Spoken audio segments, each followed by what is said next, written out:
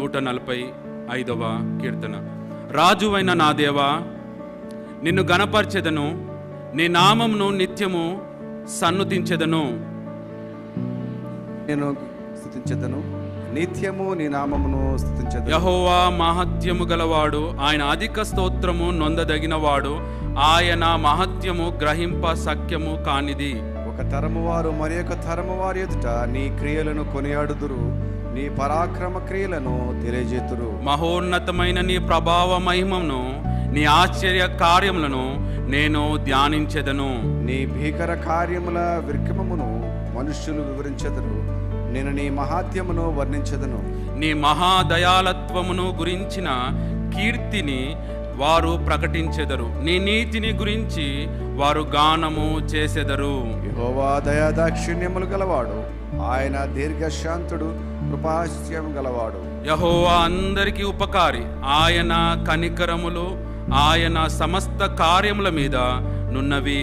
యెహోవా నీ క్రియలన్నీ నీకు కృతజ్ఞతాస్తుతులు చెల్లించున్నవి, నీ భక్తులు నిన్ను సన్నుతించుదురు. ఆయన రాజ్య మహోన్నత ప్రభావమును ఆయన బలమును నరులకు తెలియజేయుటకై నీ భక్తులు నీ రాజ్య ప్రభావమును గూర్చి చెప్పుకుందురు, నీ శౌర్యమును గూర్చి పలుకుదురు. నీ రాజ్యము శాశ్వత రాజ్యము, నీ రాజ్య పరిపాలన తరతరములో నిలుచును. యెహోవా పడిపో వారినందరినీ ఉద్ధరించువాడు, కృంగిపోయిన వారినందరినీ లేవనెత్తువాడు. సర్వ జీవుల కన్నులు నీ వైపు చూచుచున్నవి, తగిన కాలమందు నీవు వారికి ఆహారం ఇచ్చుదువు. నీవు నీ గుప్పులని విప్పి ప్రతి జీవి కోరికను తృప్తి పరచుచున్నావు. యెహోవా తన మార్గములన్నిటిలో నీతి గలవాడు, తన క్రియలన్నిటిలో కృపచూపువాడు. తనకు మొరపెట్టు వారికందరికీ, తనకు నిజముగా మొరపెట్టు వారికందరికీ యెహోవా సమీపంగా ఉన్నాడు. తన యందు భయభక్తులు గల వారి కోరిక ఆయన నెరవేర్చును, వారి మొర ఆలకించి వారిని రక్షించును. యెహోవా తన్ను ప్రేమించు వారినందరినీ కాపాడును, అయితే భక్తిహీనులందరినీ ఆయన నాశనము చేయును. అందరం కలిసి చదువుదాం. నా నోరు యెహోవాను స్తోత్రము చేయును, శరీరులందరూ ఆయన పరిశుద్ధ నామమును నిత్యము సన్నుతించుదురు గాక. దేవుడి వాక్య భాగం మనందరి వెనుకల్లో దీవించి ఆశీర్వదించును గాక. ఆమేన్. ప్రేమ కలిగిన తండ్రి, దయగలిగిన మా దేవా, నీ సమూహంగా మేమందరం నిలబడ్డాం, నీ సన్నిధానంలో మేమందరం నిలబడ్డాం. నీ వాక్కులను మేము ధ్యానిస్తున్నాం. నీ వాక్యములో ఉన్నటువంటి సత్యాలను గ్రహించే కృప మా అందరికీ దయచేయండి అయ్యా.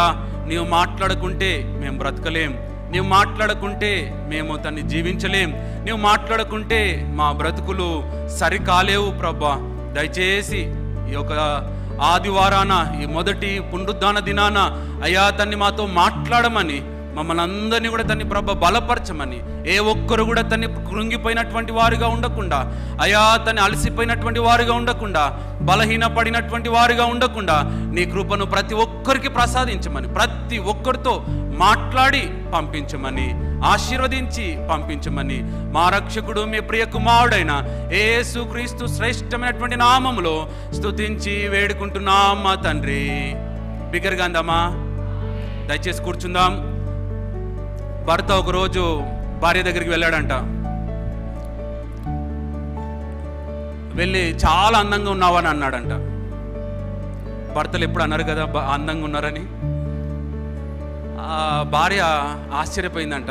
ఏంటి ఎప్పుడు అనడే, ఈ 25 సంవత్సరాల వివాహ జీవితంలో ఎప్పుడు అనలేదు ఈ మాట, ఇవాళ ఎందుకు అన్నాడని ఆలోచిస్తున్నదంట.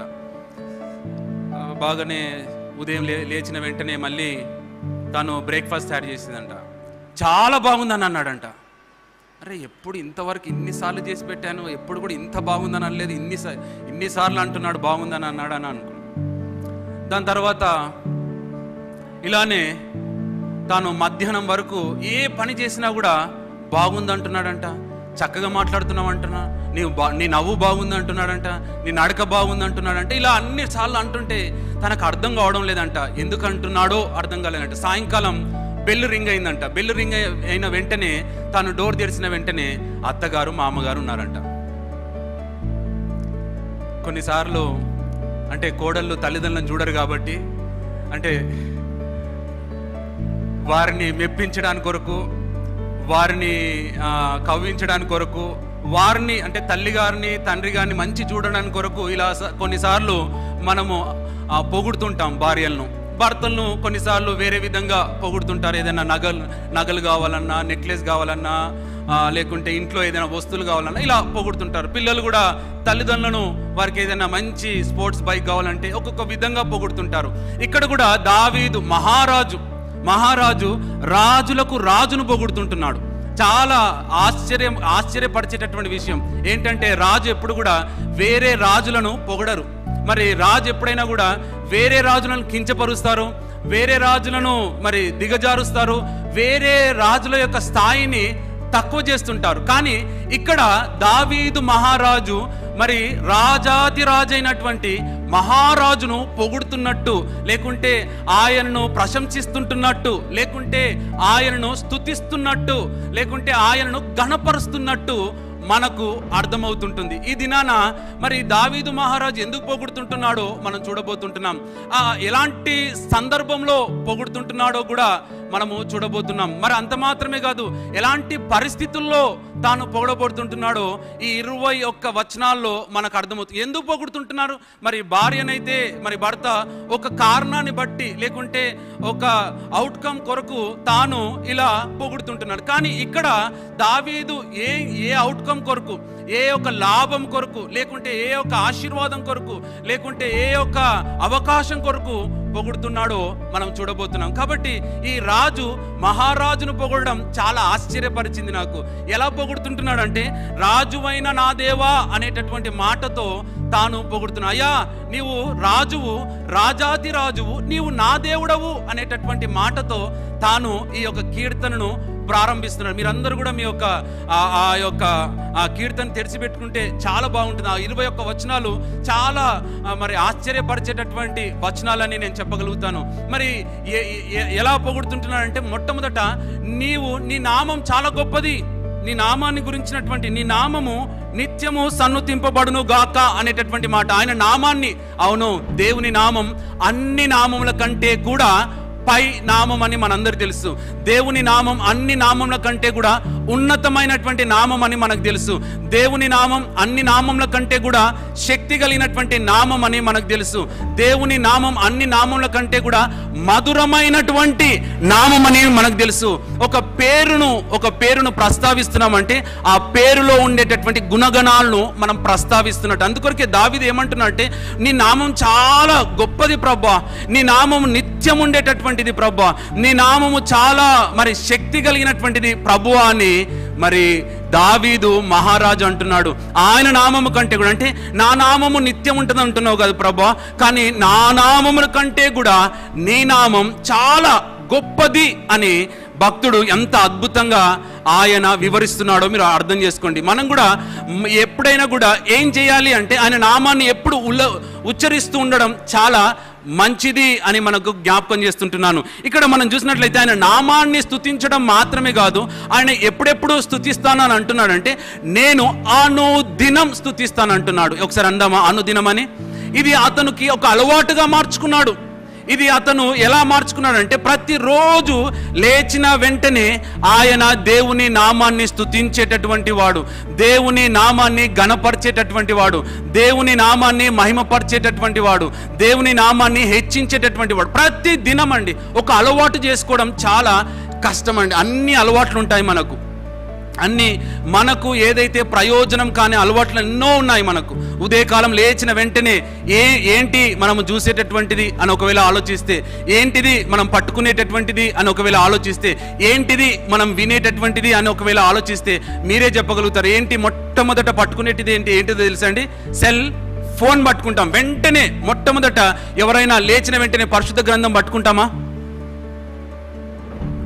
ఏం చూస్తాం అంటే, నాకు ఎన్ని మిస్డ్ కాల్స్ వచ్చాయేమో చూస్తాం, ఎన్ని మెసేజెస్ వచ్చాయేమో చూస్తాం, ఎన్ని టిక్స్ వచ్చాయో చూస్తాం, ఎన్ని లైక్స్ వచ్చాయో చూస్తాం, ఎంతమంది కన్వర్జేషన్ అయ్యాదో చూస్తాం. ఇలాంటివన్నీ కూడా చూస్తాం.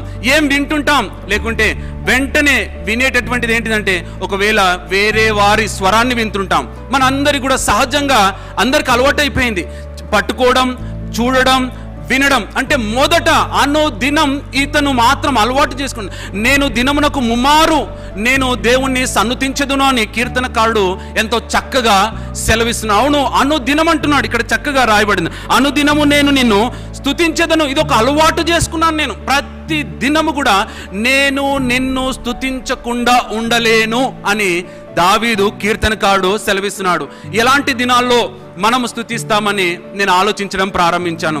మనకు మంచి దినాల్లోనే మనము స్తుతిస్తాం. కొంతమందికి మంచి దినం ఉంటుంది, చెడ్డ దినం కూడా ఉంటుంది, శుభదినం ఉంటుంది, కీడు దినము కూడా ఉంటుంది అన్నట్టు. అందుకొరకే మంగళవారం ఏం పని చేయొద్దంటాం.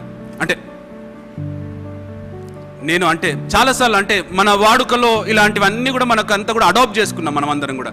నేను దాన్ని ఏమి మిమ్మల్ని గాయపరచడానికి ఈ మాటను చెప్పడం లేదు. ఇతను మాత్రం ఏమంటున్నాడంటే ఆనో దినం every day I will praise my God who has given me this life. ప్రతి దినము కూడా ప్రతి దినము కూడా it's a gift from God. ఇది ప్రతిరోజు కూడా ఒక రోజు ఒకవేళ మనం కళ్ళు మూసుకొని ఆ నిద్రలోనే మనము వెళ్ళిపోతే ఎలా ఉంటుండే? మన ప్లాన్స్ ఏమవుతుండే? మనకున్నటువంటి ఆస్తులు ఏమవుతుండే? మనకున్నటువంటి పిల్లలు ఏమవుతుండే?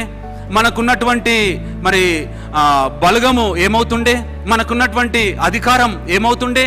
మనకు తెలియదు. కానీ ప్రతిరోజు మనల్ని ఆ సజీవుల లెక్కలో నిలబెడుతున్నటువంటి ఆ ప్రభువుని, సజీవులే కదా ఆయనను స్తుతించెదరు. అవును, సజీవులే. మృతుల్లో ఈ స్తుతి ఉండదు, మృతుల్లో ఆరాధన ఉండదు. ఈ దినాన ఆరాధించేటటువంటి దినం. అందుకొరకే ఈ యొక్క కీర్తనను మనం ధ్యానిస్తున్నాం. ప్రతి దినం ఆరాధించాలండి. కేవలము ఒకరోజు మాత్రమే కాదండి, మంచిగా ఉన్నప్పుడు మాత్రమే కాదండి, లేకుంటే దేవుడు మేలు చేసినప్పుడు మాత్రమే కాదండి, దేవుడు మన జీవితాల్లో శుభము జరిగించినప్పుడు మాత్రమే కాదండి, ప్రతిరోజు. అందుకొరకే యోబు భక్తుడు తన జీవితంలో అన్ని కోల్పోయాడు. తన కుటుంబాన్ని కోల్పోయాడు, తన పిల్లల్ని కోల్పోయాడు, తన కుమారులను కోల్పోయాడు, తన ఆస్తుల్ని కోల్పోయాడు, తన అంతస్తుని కోల్పోయాడు, తన ఆరోగ్యాన్ని కోల్పోయాడు. తనకున్నవన్నీ కూడా కోల్పోయినప్పుడు తను ఏమంటుంటే యెహోవా ఇచ్చెను, యెహోవా తీసుకొనును, ఆయన నామమునకు స్తుతి కలుగును గాక. ఎంత అద్భుతం అండి. అనుదినం ఒక అలవాటు చేసుకోవడం చాలా కష్టం అండి. అలవాటు చేసుకున్న వాళ్ళు అలవాటు నుంచి బయటపడడం చాలా కష్టం అని మీకు జ్ఞాపకం చేస్తున్నాను. కొంతమంది మన తల్లిదండ్రులకు కొన్ని అలవాట్లు ఉంటాయి. ఉదయమే 3 గంటలకు లేసే అలవాటు ఉంటుంది. పిల్లలందరూ 10 గంటలకు లేచినా ఏమి పని లేకున్నా కూడా వాళ్ళు ఎప్పుడు లేస్తారో తెలుసా అండి? ఉదయమే లేస్తారు, 3 గంటలకు లేస్తారు. 3 గంటలకు లేవడం మాత్రమే కాదు, వారు ప్రార్థన చేసుకుంటారు. అలవాటు. వాడు పడక మీద ఉన్నా కూడా అలవాటు అన్నట్టు. ఏంటిదంటే వారు దాన్ని అడాప్ట్ చేసేసుకున్నారు. ఇది లేకుంటే నేను బ్రతకలేను, దేవుని ఆరాధించకుంటే బ్రతకలేను, దేవుని వాక్యాన్ని చదవకుంటే నేను బ్రతకలేను, దేవుని స్తుతించకుంటే నేను బ్రతకలేను, దేవుణ్ణి గణపరచకుంటే నేను బ్రతకలేను అని వారు అర్థం చేసుకున్నారు. కాబట్టి they can't leave without God, without praising, without reading, without glorifying. వారు ఆరాధించకుండా ఉండలేరు. అందుకొరకు అన్నో దినం మీరు దానియేలు గ్రంథంలో 6వ అధ్యాయంలో చూసినట్లయితే అక్కడ ఒక చట్టం వచ్చింది, అక్కడ శాసనం వచ్చింది. అక్కడ ఎలాంటి పరిస్థితి వచ్చిందంటే దానియేలుకు మాత్రమే కాదు, ఆ రాజ్యంలో ఉండేటటువంటి వారికి కూడా ఎలాంటి చట్టం వచ్చిందో మన అందరికీ తెలిసినటువంటి ఆ భాగాన్ని చదివినప్పుడు నాకు ఆశ్చర్యం అనిపిస్తుంది. కేవలం నెబుకద్నెజరు ఆ ప్రతిమను మాత్రమే నమస్కరించాలి, లేకుంటే ఆ యొక్క ప్రతిమను మాత్రమే పూజించాలి అనేటటువంటి ఆ శాసనం వచ్చినప్పుడు దానియేలు గురించి ఎలా రాయబడింది? వాడుక చొప్పున అనుదినం అనేటటువంటి మాటతో ప్రారంభించాం. వాడుక చొప్పున అంటే అతనికి పరిస్థితులు ఎలా ఉన్నా పర్వాలేదు, ఎలాంటి శాసనాలు వచ్చినా పర్వాలేదు, ఎలాంటి ఆజ్ఞలు వచ్చినా పర్వాలేదు, ఎలాంటి ఆంక్షలు వచ్చినా పర్వాలేదు, ఎలాంటి ఆటంకాలు వచ్చినా పర్వాలేదు, నేను మాత్రం యథావిధిగా ఆ కిటికీని తెరిచాడు, ప్రార్థన చేయడం ప్రారంభించాడు. ఆయనను దేవుడు తప్పించాడా లేకుంటే ఆయనను చంపించాడా? చూడండి దేవుని ప్రజలారా, అనుదినం అలవాటు చేసుకోవడం చాలా కష్టం అండి. అలవాటు చేసుకోవాలి. ప్రతిరోజు లేచిన వెంటనే ఈ కన్నులు దేన్ని చూస్తున్నాయి, ఈ చేతులు దేన్ని పట్టుకుంటున్నాయి, ఈ కాళ్ళు ఎక్కడికి నడుస్తుంటున్నాయి, ఈ హృదయం ఎవరి కొరకు కొట్టుకుంటుంది అనేటటువంటి ఆలోచన మనకు రావాలి. చాలాసార్లు లేచిన వెంటనే ఏదేదో పనులు చేస్తుంటాం, ఏదేదో విషయాలను చూస్తుంటాం, ఏదేదో వినాలనుకుంటాం. నేను అంటాను అను దినం దావీదు భక్తుల్లాగా రాజుకండి. రాజు చూడాలనుకుంటే ఎంత అందమైందైనా కూడా చూడొచ్చండి. రాజు వినాలనుకుంటే ఎంత మధురమైనటువంటి దాన్నైనా కూడా వినొచ్చండి. రాజు పట్టుకోవాలనుకుంటే ఎంత కాస్ట్లీదైనా కూడా తాను పట్టుకోవచ్చండి. వాటన్నిటి జోలికి వెళ్ళడం లేదు.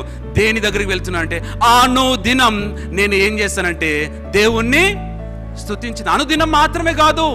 రాజు ఏమంటున్నా అంటే మహారాజుతో, అయ్యా నేను నీ నామాన్ని పొగడం మాత్రమే కాదు, నేను అనుదినము నేను స్తుతించడం మాత్రమే కాదు, నేను ఎలా చేస్తానంటే ఇది నిత్యము చేస్తాను అంటున్నాడు. అందుకొరకు అక్కడ రాయబడినటువంటి మాట నిత్యము, నీ నామము నిత్యము సన్నుతించెదను. 2వ వచనం కూడా మీరు చూసినట్లయితే అనుదినము నేను నిన్ను సన్నుతించను. నిత్యము, నిత్యము, everyday, not only everyday, ever lasting, ఎప్పటికీ నేను నిన్ను స్తుతిస్తూనే ఉంటాను. నేను ఒకరోజు మాత్రమే కాదు, 2 రోజులు మాత్రమే కాదు, 3 రోజులు మాత్రమే కాదు, నెల రోజులు మాత్రమే కాదు, సంవత్సరం మాత్రమే కాదు, కేవలం 5 సంవత్సరాలు మాత్రమే కాదు, నిత్యము నేను బ్రతికున్నన్ని రోజులు, నా నాసిక నంద్రాల్లో నా ఊపిరున్నన్ని రోజులు, నా గుండె కొట్టుకున్నన్ని రోజులు నిత్యము కూడా నిన్నే స్తుతిస్తానని అంటున్నాడు అండి. ఒకసారి చప్పట్లు కొడుతూ ప్రభుని గణపడదామా? ఇలా ఉండాలండి మన హృదయం. దేవుని కొరకు ఎలా ఉండాలంటే ప్రతిరోజు మాత్రమే కాదు, ఎప్పటికయ్యా నువ్వు నా జీవితంలో అన్ని నష్టపరిచినా కూడా, నా జీవితంలో అన్ని తీసేసినా కూడా, నా జీవితంలో అన్ని ఏది కూడా అనుకూలంగా లేనప్పటికి కూడా, నా జీవితంలో అన్ని కోల్పోయినప్పటికి కూడా, నా జీవితంలో మరి నా శరీరం అంతా కూడా కుళ్ళిపోయినప్పటికి కూడా నిన్ను మాత్రమే స్తుతించేదను అని అనడం చాలా అద్భుతం అండి, చాలా అద్భుతం. అంటే చాలామంది భక్తులు ఉన్నారు ఇలా స్తుతించేటటువంటి వారు, ఇలా ఆరాధించేటటువంటి వారు, ఇలా గణపరిచేటటువంటి వారు. ఈ సమయంలో మా తల్లిని కూడా ఒకసారి జ్ఞాపకం చేసుకోవాలని నేను కోరుతుంటున్నాను. 70 years మరి తన జీవితాన్ని తను రక్షించబడినప్పటి నుంచి కూడా, అంటే చిన్నప్పటి నుంచి ఒక హాస్టల్లో చదువుకుంది, తల్లిదండ్రులకు చాలా దూరంగా ఉన్నది, భక్తిలో పెరిగినటువంటిది. మరి తాను దినమంతా కూడా అండి, మరి తాను రిటైర్డ్ అయిన తర్వాత మేము ఎప్పుడు చూసినా కూడా, ఎప్పుడు కూడా ఏ సమయంలో చూసినా కూడా తనకు ఒక రూమ్ ఉంటుంది.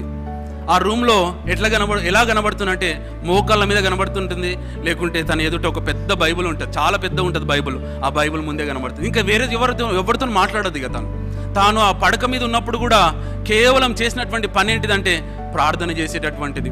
మరి కేవలము తన కన్నుల్లో నుంచి కన్నీళ్లు కారేటటువంటిది. ఎప్పుడు కూడా తాను సనిగినట్టు నాకైతే అనిపించలేదు.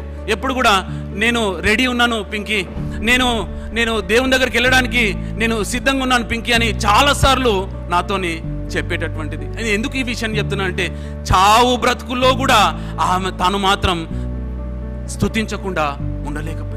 చావు బ్రతుకుల్లో అంటే ఎంత దీన స్థితికి వెళ్ళిపోయిందంటే అంత దీన స్థితికి వెళ్ళిపోయేది. ఆ స్థితిలో కూడా తను ఊపిరి మరి చివరి శ్వాసకు వరకు కూడా తాను మాత్రం స్తుతించడమే తాను ఒక దేహంగా ఎంచుకుంది. దేవుని ప్రజలారా, ఇక్కడ దావీదు కూడా ఏమంటున్నా అంటే నిత్యము స్తుతిస్తాను, నేను ఏ పరిస్థితిలోనైనా స్తుతిస్తాను, ఎలాంటి పరిస్థితుల్లోనైనా స్తుతిస్తాను, ఎలాంటి ఇబ్బందుల్లోనైనా కూడా నేను ఆయన స్తుతించకుండా మాత్రం ఉండలేను. ఎందుకంటే ఆయన అలవాటు చేసుకున్నాడు, ఎందుకంటే ఆయన నామం అంత గొప్పది. ఇది కేవలము తాను చూడండి, ఆయన నామాన్ని స్తుతిస్తుంటున్నాడు, అనుదినము స్తుతిస్తుంటున్నాడు, నిత్యము స్తుతిస్తుంటున్నాడు. దాని క్రింది వచనాలు చదివితే నా పిల్లలందరి ఎదుట, అందుకొరకే ఒక తరం వారు మరొక తరం వారితో ఏమని రాయబడిందండి? ఒక తరం వారు మరి యొక్క తరం ఎదుట నీ క్రియలను కొని. అవును, నేను కేవలము నీ నామాన్ని స్తుతించడం మాత్రమే కాదు, నీ నామాన్ని అనుదినం స్తుతించడం మాత్రమే కాదు, నీ నామాన్ని నిత్యము స్తుతించడం మాత్రమే కాదు, నీ నామాన్ని నా పిల్లలందరి ఎదుట స్తుతిస్తానండి. అవును, చాలాసార్లు ఏం చేస్తుంటామంటే మనము చాలా తల్లిదండ్రులుగా మరి పెద్దలుగా మనము స్తుతించడం పిల్లలకు తెలియకుండానే చేస్తుంటాం అన్నట్టు. మనం స్తుతిస్తున్నట్టు పిల్లలకు తెలియవద్దని అనుకుంటాం, మనం ప్రార్థించడం పిల్లలకు తెలియకూడదని అనుకుంటాం, మనము దేవుని వాక్యాన్ని చదవడం పిల్లలకు తెలియకూడదని అనుకుంటాం, మనము పిల్లలను చాలాసార్లు మన బిడ్డలను చాలా ఇన్సిస్ట్ చేస్తుంటాం. బైబిల్ చదువురా అని అంటుంటాం, లేకుంటే ప్రార్థన చేయరా అని అంటుంటాం, వాక్యం దగ్గర రా అని అంటుంటాం, దేవుని ఆలయానికి రా అని వాళ్ళ మీద చాలా ఇన్సిస్ట్ చేస్తుంటాం. కానీ నేనంటాను, ఇక్కడ ఒక అద్భుతమైనటువంటి ఒక తరం వారు అంట మరి ఒక తరం వారికి ఎలా అందజేస్తారంటే వారు కొనియాడడం బట్టి, వారు దేవుని ఆరాధించడం బట్టి, వారు దేవుణ్ణి గణపరచడం బట్టి, వారు దేవుని సన్నిధానంలో మరి దేవుని స్తుతించడం బట్టి వారు ఇతరులకు దాన్ని అందజేస్తుంటారు అన్నట్టు. అందజేయడం, అవును, ఒక తరం వారికి అందజేయాలండి. ఈ దినాల్లో మరి స్తుతించడం అందజేయాలి పిల్లలకు. ప్రార్థించడం అందజేయాలి. పిల్లల ఎదుట ఆరాధించడం చాలా ముఖ్యమండి. పిల్లల ఎదుట చాలా సీరియస్గా ఉంటాం. పిల్లల ఎదుట చాలాసార్లు మనం ప్రార్థించుకుంటూ ఉంటాం. పిల్లల ఎదుట చాలాసార్లు నామూషిగా ఫీల్ అవుతుంటాం. పిల్లల ఎదుట చాలాసార్లు మనం తక్కువ అవుతామని అనుకుంటాం. దయచేసి పిల్లల ఎదుటనే ప్రార్థన చేయాలండి. పిల్లల ఎదుటనే చేతులెత్తి ఆరాధించాలండి. పిల్లల ఎదుటనే దేవుని వాక్యాన్ని చదవాలండి. పిల్లలతోనే దేవుని ఆలయానికి రావాలండి. అది చాలా అద్భుతం. అందుకొరకు ఇక్కడ కీర్తనకారుడు అంటున్నాడు, నేను ఒక తరం వారికి ఇది అందజేయడానికి నేను ఏం చేస్తుంటానంటే అందరి ఎదుట నేను ఆరాధిస్తుంటాను. మరి అబ్రహాము ఇస్సాకు అందజేసినట్టు దేవుని వాక్యం సెలవిస్తుంది. అబ్రహాంని దేవుడు ఎందుకు నమ్మాడంటే, దేవుడు ఎందుకు ఆశీర్వదించాడంటే ఇతడంట తప్పక తన పిల్లలకు ఆ భక్తిని నేర్పిస్తాడని దేవుని వాక్యంలో ఉందండి. మరి ఇతడు తప్పక దేవుని యొక్క ఈ విశ్వాసాన్ని ఇతరులకు అందజేస్తాడని దేవునికి బాగా తెలుసు అండి. దయచేసి దేవుని జనాంగమా, మనము కూడా అండి మన పిల్లలకు అందజేయాలి. మన పిల్లలు ఎటు వెళ్తే అటు వెళ్ళని అని అనుకోకూడదు. మన పిల్లలు ఎక్కడికి వెళ్తే అక్కడికి వెళ్ళని అని అనుకోకూడదు. పిల్లలు ఏది వింటే అది వినని అని అనుకోకూడదు. పిల్లలు ఏది చూస్తే అది చూడని అని అనుకోకూడదు. పిల్లలు మరి వారికి ఇష్టం వచ్చినట్టు వారు నడవని అని అనుకోకూడదు. వారికి నేర్పించాలి. వారిని నేను బలవంతం చేయాలని నేను చెప్పడం లేదు. వారిని ఏదో భయపెట్టాలని నేను చెప్పడం లేదు. వారికి నేర్పించాలి. వారు ఎదుట నువ్వు చేస్తుంటే, నా తల్లి అలా చేసిందే, నా తండ్రి అలా చేశాడే, నా అన్న అలా చేశాడే, నా అక్క అలా చేశాదే, మా అత్త అలా చేశాదే, మా మామ అలా చేశారే అని వెంటనే వారిలో కూడా ఆ భక్తి పెరుగుతుంటుంది. వారిలో కూడా ఆ ఆరాధన పెరుగుతుంది. వారిలో కూడా ఆ దేవుని భయం పెరుగుతుంటుందండి. ఇక్కడ రాయబడినటువంటి ఒక తరం వారంట మరి ఒక తరం వారికి అందజేస్తారంట అండి. దేవుని జనాంగమా, ఈ దినాన దేవుడు నీకు ఇచ్చినటువంటి ఈ గొప్ప ఆశీర్వాదాలను నీ పిల్లలకు అందజేస్తున్నావా? We give everything to our children. అన్నీ ఇస్తామండి. ఆస్తులు ఇస్తాం. వారు పని చేయకున్నా కూడా పోషించబడేటటువంటి ఆస్తులను సమకూరుస్తాం. తప్పేం లేదు. నేనేమి తప్పు ఏం పట్టడం లేదు అలాంటి తల్లిదండ్రులను బట్టి. కానీ వారికి భక్తిని ఇస్తున్నావా? వారికి ప్రార్థన ఇస్తున్నావా? వారికి స్తుతి ఆరాధన ఇస్తున్నావా? వారికి దేవుని వాక్యం ఇస్తున్నావా? ఇది ఇవ్వకుండా అవన్నీ ఇచ్చి నీ యొక్క కుమారుల జీవితాన్ని, నీ కుమార్తెల జీవితాన్ని పాడు చేస్తున్నాం. మనము వారికి ఈ లోకంలో సెక్యూరిటీ కొరకు ఎన్నెన్నో దాచిపెడుతుంటాం, ఎన్నెన్నో కూడబెడుతుంటాం, వారి కొరకు ఎన్నెన్నో ఇవ్వాలనేటటువంటి ఆశిస్తుంటాం. తప్పేమి లేదు. కానీ వారు నిత్య జీవంలోనికి వెళ్ళడానికి వారి కొరకు ఏం సంపాదిస్తున్నాం? వారి ఎదుట ఎలా ప్రవర్తిస్తున్నాం? వారి ఎదుట ఎలా ప్రార్థిస్తున్నావు? వారి ఎదుట ఎలా స్తుతిస్తున్నావు? వారి ఎదుట దేవుని ఆలయంలో ఎలా కూర్చుంటున్నావు? ఒకసారి ఆలోచించాలి. ఎంత చక్కని మాట. అందుకొరకే భక్తుడు అంటున్నాడు, నేను అనుదినం స్తుతిస్తాను, నేను నిత్యము స్తుతిస్తాను, నేను నా పిల్లల ఎదుట స్తుతిస్తాను. అవును రాజా, మహారాజుని ఇంతగా ఎందుకు స్తుతిస్తున్నావు? ఎందుకు ఇంతగా పిల్లల ఎదుట ఆరాధిస్తున్నావు? ఎందుకు అనుదినము ఆరాధిస్తున్నావు? ఎందుకు నిత్యం ఆరాధిస్తున్నావు? ఎందుకు ఆయన నామాన్ని మాటి మాటికి ఎత్తుతున్నావు అని ఒకవేళ ఆ రాజును అడిగితే నేను అంటాను, కారణాలు కూడా అక్కడనే రాయబడినాయి. చక్కని కారణాలు అక్కడ రాయబడినాయి. ఒక వచనం వెంబడి ఒకటి అక్కడ మనం చదువుతుంటే మనకు అర్థమవుతుంటుందండి. మీరు చూసినట్లయితే మనము 5-6 వచనాలు చూస్తే, మహోన్నతమైన నీ ప్రభావ మహిమను నీ ఆశ్చర్య కార్యంలో నేను ధ్యానించదను. అవును, ఇక్కడ చూసినట్లయితే ఎంత ఆయన కార్యాలను బట్టి నేను ఆయనను స్తుతిస్తాను. ఆయన కార్యాలు గంభీరమైనటువంటివండి. ఆయన కార్యాలు అగోచరమైనటువంటివండి. ఇక్కడ రాయబడినటువంటి మాట కూడా అగోచరములు, భీకర కార్యములు, విక్రమమును మనుషులు వివరించెదరు, నేను నీ మహోన్నతమును వర్ణించెదను అనే మాట రాయబడి. అంటే భీకర కార్యాలంట, మహత్కరమైనటువంటి కార్యాలంట, మరి గ్రహింప సఖ్యము కానటువంటి కార్యాలంట, అవి మన ఊహకు అందనటువంటి కార్యాలంట. ఆ రోజు మరి ఇశ్రాయేలు ప్రజలు 400 సంవత్సరాల బానిసత్వం. ఎన్ని వందల సంవత్సరాల బానిసత్వం అండి? చాలా మంది 400 అంటారు, 430 అంటారు. ఏదైనప్పటికీ కూడా 400 కంటే పైగా అనుకోండి. ఇన్ని సంవత్సరాల బానిసత్వం అండి. భయంకరమైనటువంటి బానిసత్వం ఇది. ఈ బానిసత్వానికి వారికి పేర్లు పెట్టడానికి కూడా వీలు కావడనటువంటి బానిసత్వం అన్నట్టు. అది చాలా ఘోరంగా వారిని హింసించారు, చాలా హీనంగా వారిని చూశారు, చాలా ఇబ్బందులకు వారిని గురి చేశారు. వారికి ఉన్నటువంటి జాబ్స్ అన్ని కూడా తీసేస్తుంటున్నారు. అన్నీ కూడా కేవలం లో క్లాస్ జాబ్స్ ఇవ్వడం, వారికి పనిని పెట్టడం, ఇలాంటి భయంకరమైనటువంటి పరిస్థితుల గుండా ఆ ఇశ్రాయేలు ప్రజలు వెళ్తుంటున్నప్పుడు దేవుడు వారి జీవితాల్లో చేసినటువంటి ఆ 10 తెగులను ఆలోచిస్తే నాకు ఆశ్చర్యం అనిపించింది. ఇదే భీకర కార్యాలంటే వర్ణించడానికి కూడా మరి సఖ్యము కానటువంటి కార్యాలంటే ఒక్కొక్క కార్యాన్ని చూస్తుంటే ఆశ్చర్యం అండి. ఒక్కొక్క కార్యాన్ని మనం ధ్యానిస్తుంటే ఆశ్చర్యం అండి. మరి మీరు గమనించాలి దేవుని జనాంగమా, ఎంత అద్భుతంగా ఆయన కార్యాలు గంభీరమైనటువంటివి, ఆయన కార్యాలు చాలా గొప్పవి, ఆయన కార్యాలు చాలా అద్భుతాలు. ఆయన కార్యాలను బట్టి స్తుతిస్తున్నాడు. ఈ దినాన మిమ్మల్ని అందరినీ కూడా ఒక్కొక్కరిని ఒకవేళ నేను అడిగితే ప్రతి ఒక్కరి జీవితంలో కూడా దేవుడు కార్యాలను జరిగించాడు. ఈ దినాన ఇక్కడ నువ్వు ఉన్నావంటే దేవుని కార్యము నీ జీవితంలో జరిగినందుకే ఇక్కడ కూర్చున్నావు అని నేను నమ్మగలుగుతున్నావు. ఒకసారి చప్పట్లు కొడుతూ ప్రభుని గణపరుద్దామా. దేవుని కార్యాలు మనందరం చవి చూసామండి.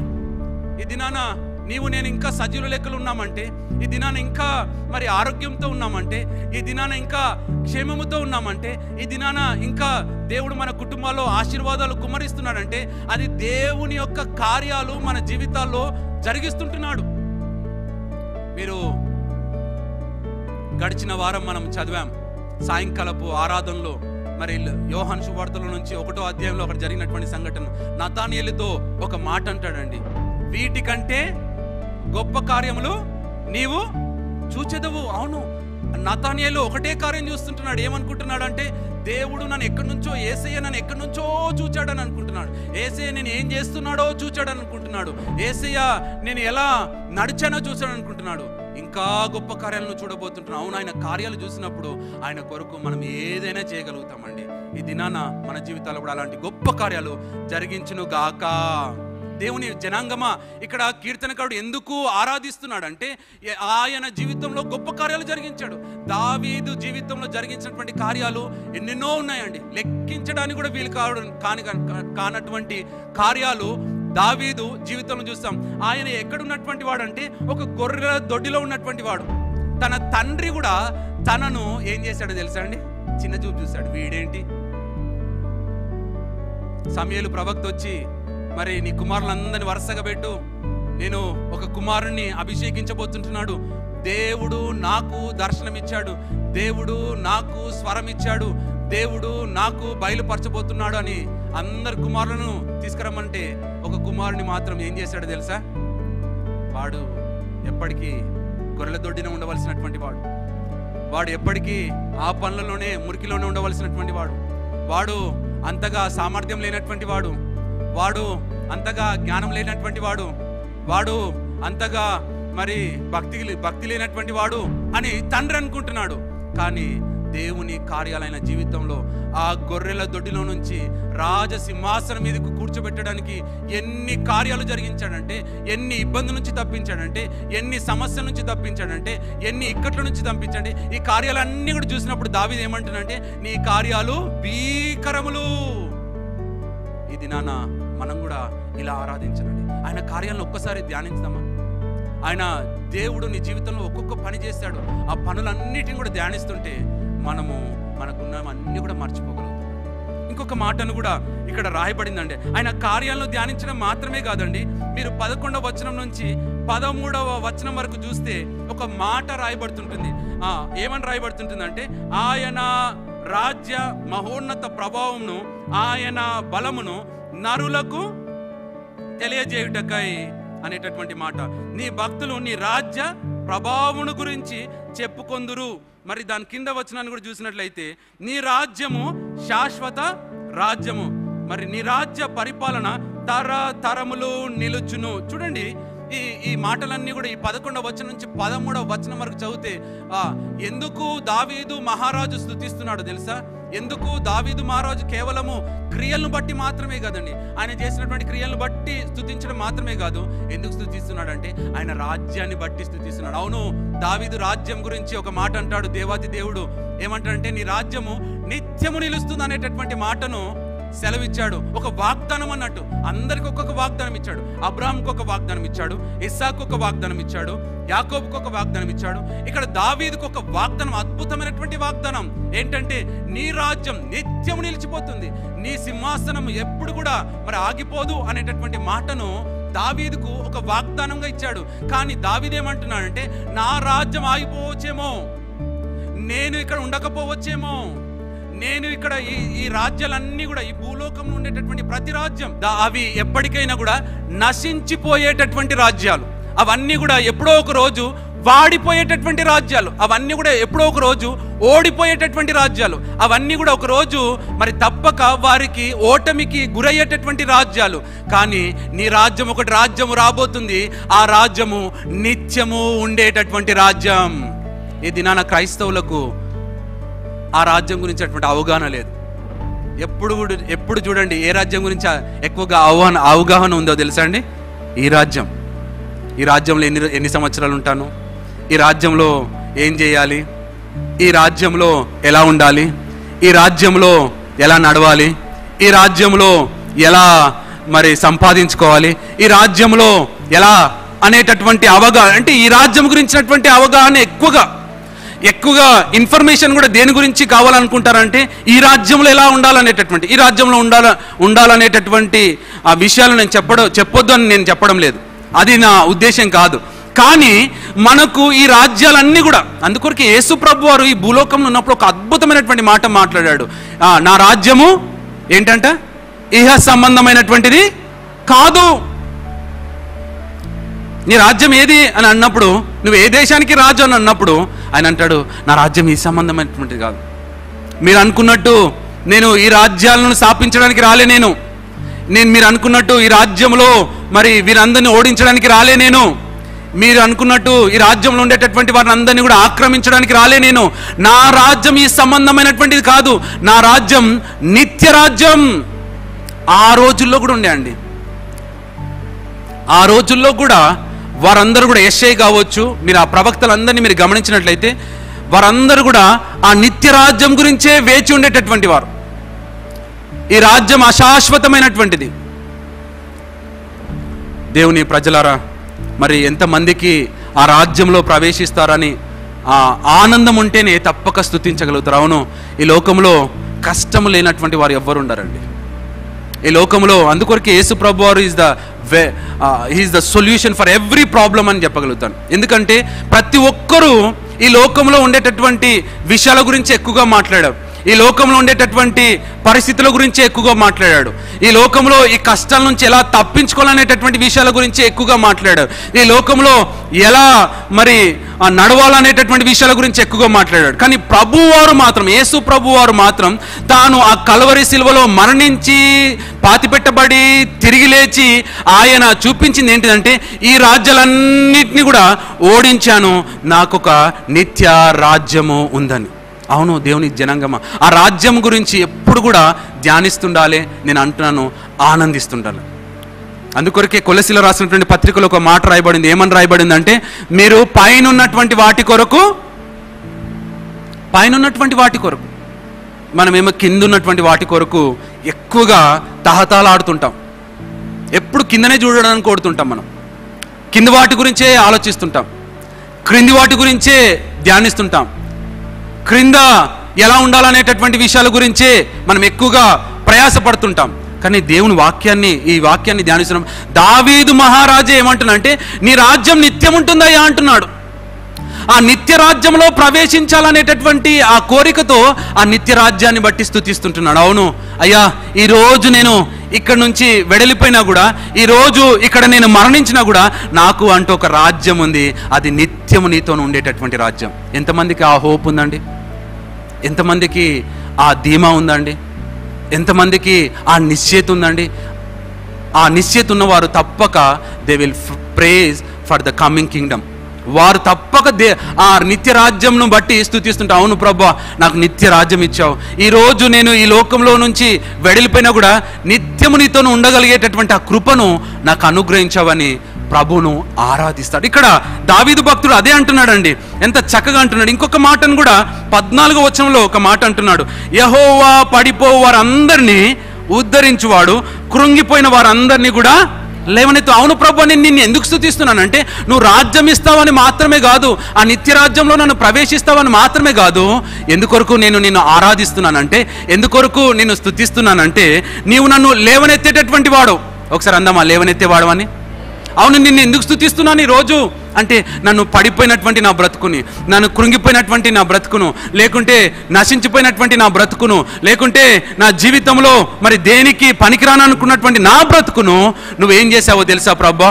ఉన్నతంగా లేవనెత్తినావు ప్రభా. నేను పడిపోయాను అనుకున్నాను, ఎప్పుడైతే నేను ఇక లేవలేను అనుకున్నాను, ఎప్పుడైతే ఇక నేను చనిపోయాను అనుకున్నాను, ఎప్పుడైతే నేను ఇక నా సమాప్తం అనుకున్నాను, అప్పుడే నువ్వేం చేసావో తెలుసా ప్రభా?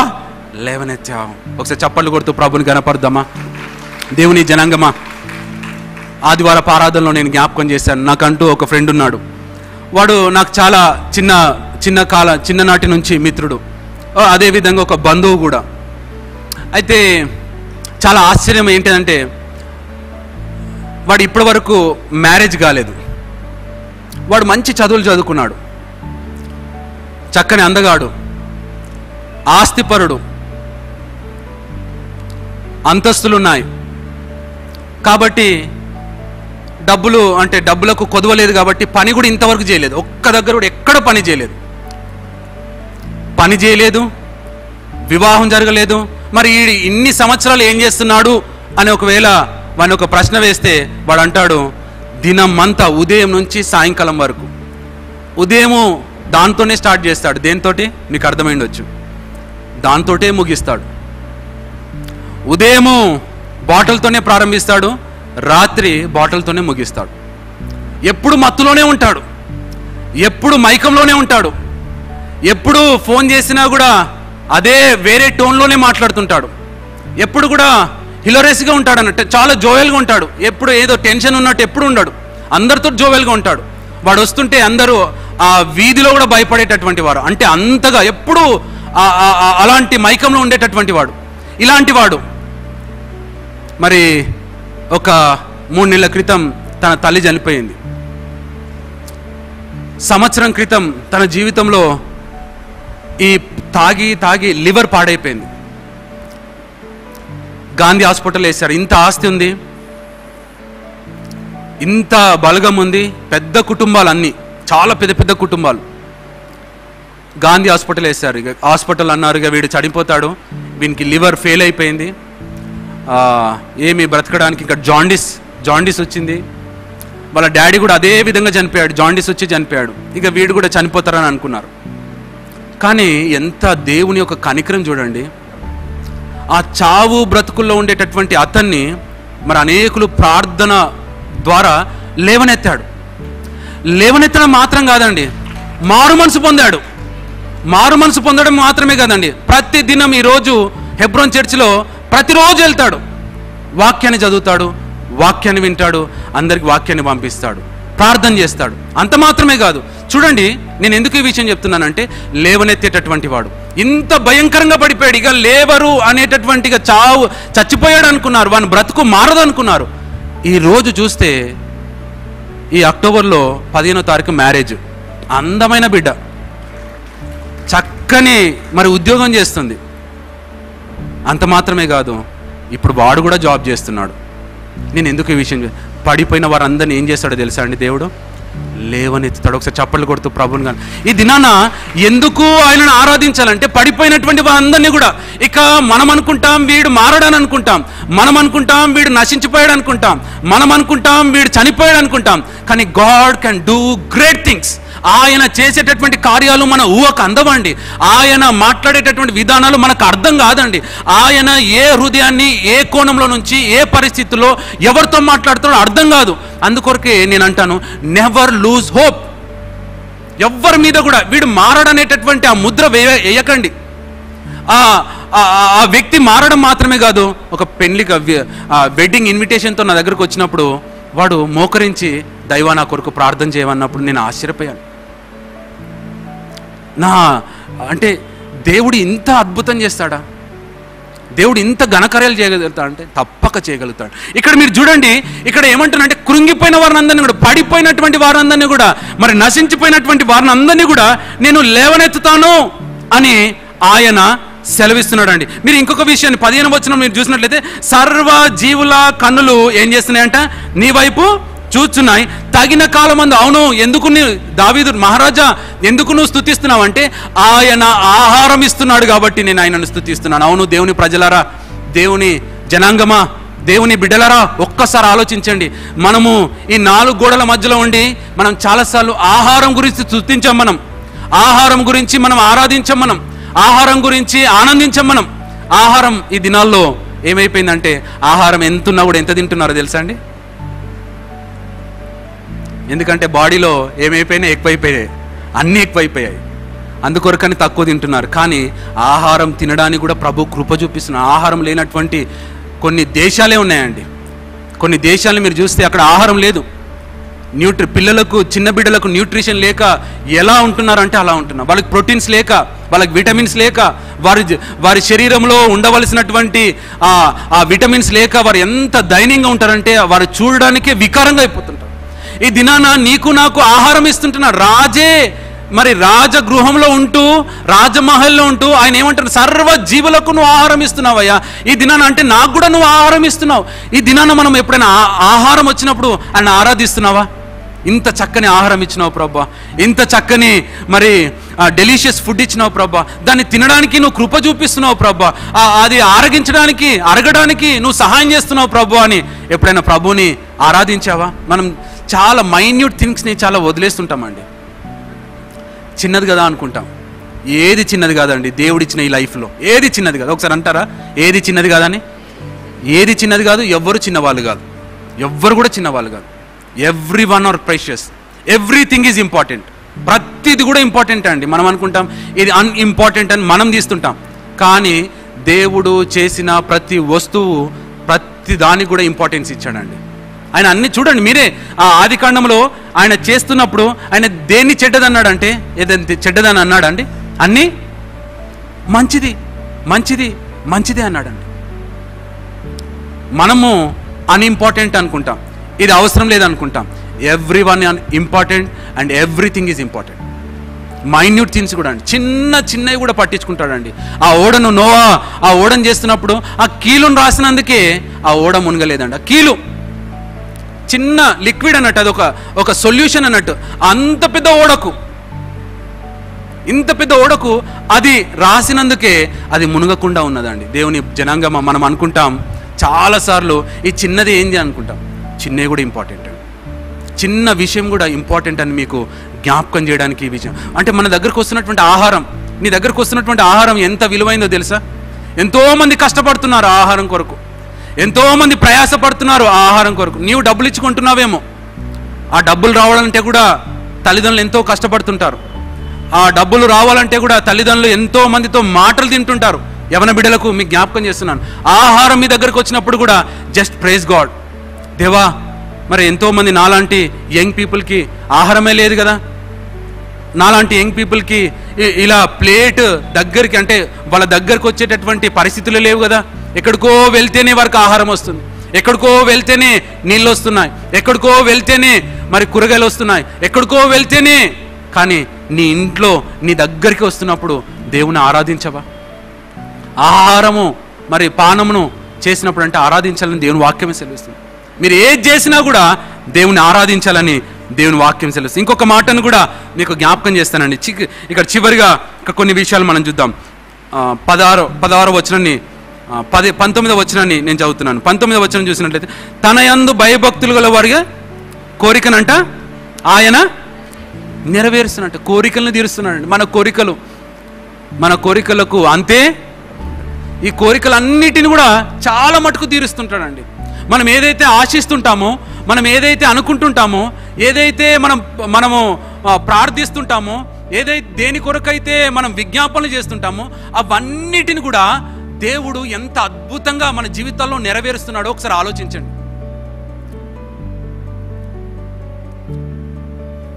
మనం చాలాసార్లు అంటే ఆశించినవన్నీ కూడా పొందుకుంటామని చెప్పడానికి ఈ విషయం చెప్తున్నాను.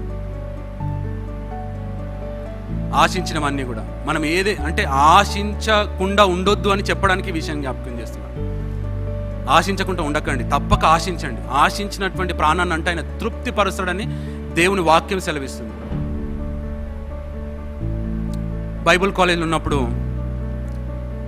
3.5 సంవత్సరాలు బైబుల్ కాలేజీలో నేను అక్కడ ఉన్నప్పుడు చాలాసార్లు అక్కడ కూర్చునేటటువంటి వాడిని. కూర్చొని నాకు మాట్లాడడానికి రాదు అప్పట్లో, పాటలు పాడడానికి రాదు అప్పట్లో, అంతగా బైబిల్ స్పష్టంగా చదవడానికి రాదు అప్పట్లో. ప్రజల మధ్యలో ఎవరితో ఎలా మాట్లాడాలో తెలియదు అప్పట్లో. కేవలం కన్నీటితో ఏడ్చేవాడిని. అందరు చక్కగా పాడేటటువంటి వారు, అందరు చాలామంది పాస్టర్ల కుమారులు, పాస్టర్ల కుమార్తెలు, వారు చాలా లీడర్షిప్ల నుంచి వచ్చినటువంటి వారు, చాలా చాలా చాలా బ్రిలియంట్, చాలా స్మార్ట్ ఉండేటటువంటి వాళ్ళు చాలామంది ఉండేటప్పుడు. నాకంతా నేను అలాంటి బ్యాక్గ్రౌండ్ కాదు కాబట్టి, నాది మా ఇల్లు అలాంటి వాతావరణం కాదు కాబట్టి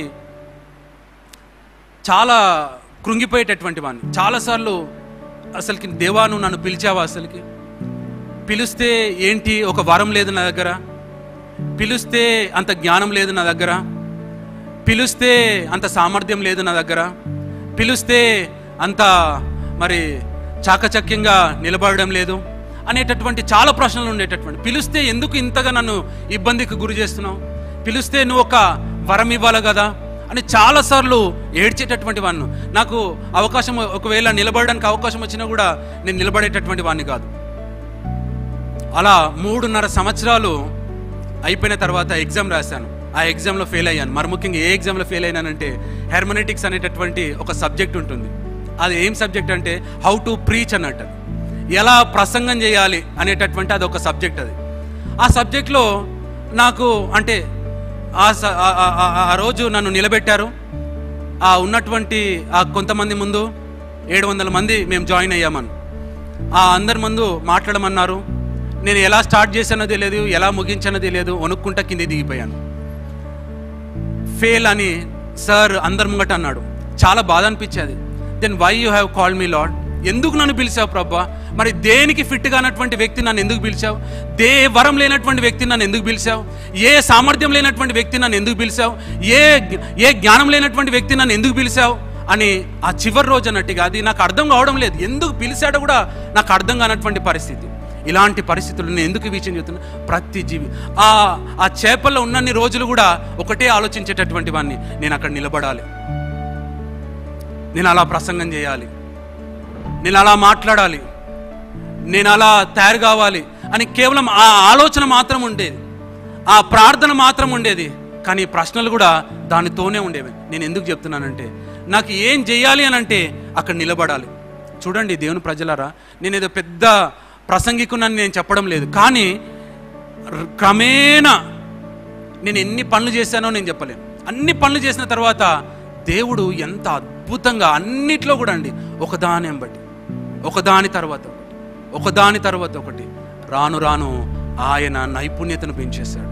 రాను రాను నిలబడడానికి అవకాశాలు ఇచ్చాడు. ఈరోజు నేను నిలబడుతున్నప్పుడల్లా నేను అనుకుంటాను, ఆ రోజు నేను ఏడ్చినటువంటి ఏడుపే అనుకుంటాను, ఆ రోజు నేను ఆలోచించినటువంటి విధానమే అనుకుంటాను, ఆ రోజు నేను ఆశించినటువంటి విధానమే అనుకుంటాను. దేవుని జనాంగం ఎందుకు చెప్తున్నానంటే ప్రతి జీవి కోరికను ఆయన తృప్తి పరుస్తాడు. ప్రతి జీవి. నేను ఏ రోజు అనుకోలేదు ఇంత పెద్ద సంఘంలో, ఇంత గొప్ప కాంగ్రిగేషన్లో, ఇంత గొప్ప ప్రజల ఎదుట, మరి యునైటెడ్ పీపుల్ ఫెలోషిప్ అనేటటువంటి ఒక గొప్ప సంఘంలో నిలబడగలుగుతాననేటటువంటి ఆలోచన కూడా లేనటువంటి పరిస్థితి. ఎన్నోసార్లు నేను బయటికి వెళ్ళిపోదామని, అంటే నేపాల్కి వెళ్ళాలనుకున్నాను, మధ్యప్రదేశ్కి వెళ్ళాలనుకున్నాను, మహారాష్ట్రకి వెళ్ళాలనుకున్నాను, ఇలా డిఫరెంట్ పార్ట్స్కి వెళ్ళిపోయి ఏదో చిన్న దగ్గర ఉందామనేటటువంటి ఆలోచనతో ఉన్నటువంటి నన్ను దేవుడు ఈరోజు ఇక్కడ నిలబెట్టాడంటే మీరు అర్థం చేసుకోండి. ఆశించండి. ప్రతి జీవి కోరికను తృప్తిపడతాడు. If you are desiring something from the Lord, if it is in the will of God, తప్పక ఆయన నీ హృదయ వాంఛను తప్పక తీరుస్తాడండి, తప్పక తీరుస్తాడు. ఈ దినాన నువ్వు ప్రార్థన చేస్తున్నప్పుడు కూడా ఊహించండి, నా బిడ్డ ఇలా ఉండాలని ఊహించండి, నా కుమారుడు ఇలా ఉండాలని ఊహించండి, నాకు ఇలాంటి మనవడు రావాలని ఊహించండి, నాకు ఇలాంటి మనవరాలు రావాలని ఊహించండి, నా కుమారులు ఇలా నిలబడాలని ఊహించండి, నా భర్త ఇలా ఉండాలని ఊహించండి. నా భార్య ఇలా ప్రవర్తించాలని ఊహించండి, నాకు ఇలాంటి పొజిషన్ కావాలని ఊహించండి, నాకు ఇలాంటి వాహనం కావాలని ఊహించండి, నాకు ఇలాంటి గృహం కావాలని ఊహించండి. ప్రతి హృదయంలో ఉండేటటువంటి ఆయన చిత్తంలో ఉండేటువంటి ప్రతి ఆశను కూడా ఆయన తృప్తిపరుస్తాడండి. He will fulfil. ఆయన ఇక్కడ రాయబడి ప్రతి జీవి అని రాయబడింది. మరి ఆ జీవుల్లో మరి ముఖ్యంగా ఈ జీవి, ఇక్కడ ఉన్నటువంటి జీవులు చాలా ప్రాముఖ్యమైనటువంటి వాళ్ళని నేను చెప్పగలను. ఎందుకంటే యేసు రక్తములో కడగబడినటువంటి దేవుని జనాంగం. కాబట్టి ఈ దినాన నువ్వు ఆశపడితే ప్రతి కోరికను కూడా ఆయన తీరుస్తాడని నీకు జ్ఞాపకం చేసి చివరిగా ఆ 20వ వచనం చదివితే అక్కడ రాయబడింది, ఏమని రాయబడిందంటే ఆయన కాపాడుతాం. ఏమని రాయబడిందండి? దిక్కులేని వారందరినీ కూడా కాపాడుతాడు. హీ విల్ ప్రొటెక్ట్ అండి. ఎందుకు దావీదు ఇంతగా ఆరాధిస్తున్నాడు తెలుసా అండి? అవును దేవా, ఎన్ని ఇబ్బందుల నుంచి నన్ను కాపాడావో తెలుసా, ఎన్ని సమస్యల నుంచి కాపాడావో తెలుసా, ఎన్ని ఇబ్బందుల నుంచి కాపాడావో తెలుసా, ఎంత ఘోరమైనటువంటి పరిస్థితుల నుంచి కాపాడావో తెలుసా, ఎన్ని క్రూరమైనటువంటి మృగాల నుంచి నన్ను కాపాడావో తెలుసా, ఎన్ని శత్రువుల నుంచి నన్ను కాపాడావో తెలుసా, ఎంతమంది నా మీద ఆ విల్లేసినప్పుడు నన్ను కాపాడావో తెలుసా, ఆ సౌలు మహారాజు నా మీదకి విల్లేసిరేసినప్పుడు వెంట్రుక వాసంలో ఎలా తప్పించావో తెలుసా. కాపాడావు కాబట్టి నిన్ను ఆరాధించకుండా నేను ఉండలేనని దావీదు భక్తుడు అంటున్నాడు. ఈ దినాన నిన్ను కూడా ఎన్నిసార్లు తప్పించాడో రోడ్డు మీదకి వెళ్తే అర్థమవుతుందండి. రోడ్డు మీద ప్రయాణం చేస్తే అర్థమవుతుంటుంది. ఎన్ని యాక్సిడెంట్స్.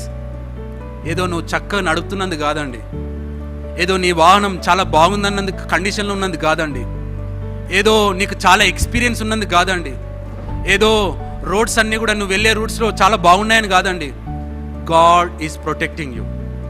దేవుడు నిన్ను కాపాడుతున్నాడు. దేవుని కాపుదల నీ బిడ్డలకు ఉంది, దేవుని కాపుదల నీ కుటుంబానికి ఉంది, దేవుని కాపుదల నీకున్నందుకే ఇంకా సంరక్షించబడుతున్నావు. ఎన్ని ఆపదలండి. ఏ ఆహారం తిన్నా కూడా మంచి వెల్ నోన్ హోటల్స్లోకి వెళ్తే మీరు గమనిస్తే ఎన్నో భయంకరమైనటువంటి వార్తలు వింటున్నాం. దాంట్లో అది ఉంది, దీంట్లో ఇది ఉందన్నాం. ఆ ఆహారం తిన్నాక కూడా మనం ఎలా ఉన్నామో తెలుసా? బాగానే ఉన్నాం. ఎంత ఆపద నుంచి కాపాడుతున్నాడో మీరు ఒకసారి అర్థం చేసుకోండి. ఎన్ని భయంకరమైనటువంటి పొల్యూటెడ్ ఆహారాలు తింటున్నాం, పొల్యూటెడ్ జనాల మధ్యలో ఉంటున్నాం, ఒక భయంకరమైనటువంటి విషపూరితమైనటువంటి వాయువు మధ్యలో ఉంటున్నాం. ఇన్ని ఆపదలు మన చుట్టుముట్టినా కూడా నీకు ఏ అపాయం కాకుండా కాపాడుతున్నాడు. అట్టి ప్రభుని నువ్వు స్తుతించకుండా ఉండలేవా? ఆరాధిద్దామా? ప్రభుని స్తుతిద్దామా? ప్రతి దినం స్తుతిద్దాం, నిత్యము స్తుతిద్దాం, మన పిల్లల ఎదుట స్తుతిద్దాం. ఆయన నామం అంత గొప్ప నామం. ఒకసారి లేచి నిలబడదామా? చిన్న నువ్వు ప్రభుని ఆరాధించమని ప్రభు పేరిట కోరుతుంటున్నా. ఎంత మంచి ప్రభు మన ప్రభు, ఎంత దయగలిగినటువంటి ప్రభు మన ప్రభు, ఎంత కృపగలిగినటువంటి ప్రభు మన ప్రభు, ఎంత సహాయము చేసేటటువంటి ప్రభు మన ప్రభు, ఎంతగా మనకు ఆహారం ఇచ్చేటటువంటి ప్రభు మన ప్రభు. ఇలాంటి ప్రభువుని ఆరాధించకుండా ఎలా ఉంటున్నావు? ఆరాధించకుండా ఎలా జీవించగలుగుతుంటున్నావు? ఆరాధించకుండా ఎలా నీ జీవనాన్ని కొనసాగిస్తుంటున్నావు? దేవుని బిడ్డ, ఎంత ప్రేమ కలిగినటువంటి ప్రభు మన ప్రభు. ఆయనను స్తుతిద్దామా? ఆయన ఆరాధిద్దామా? ఆయన కొనియాడదామా?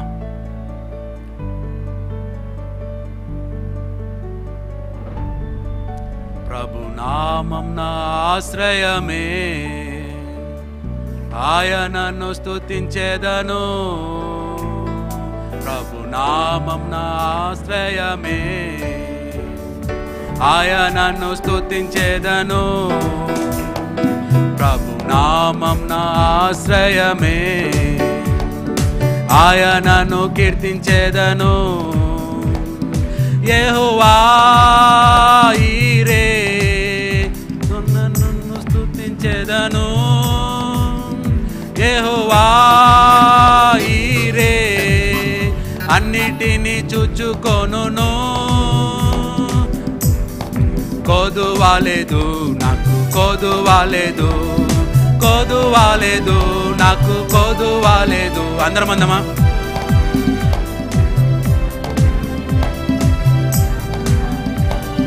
కొదువాలేదు, ప్రభు నామం నా ఆశ్రయమే.